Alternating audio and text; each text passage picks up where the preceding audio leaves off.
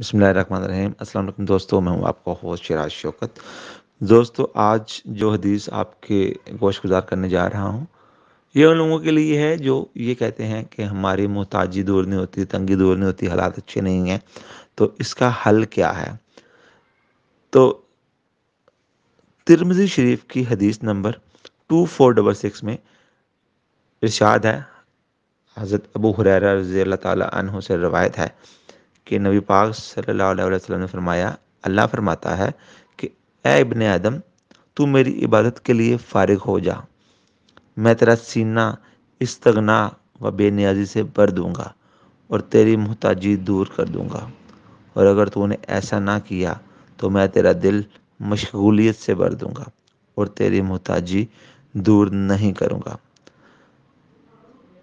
यानी अगर इस हदीस पर गौर किया जाए तो तमाम तरह की बरकत व रहमत का हुसूल अल्लाह पाक की ज़ात की तरफ रुजू करना ही है।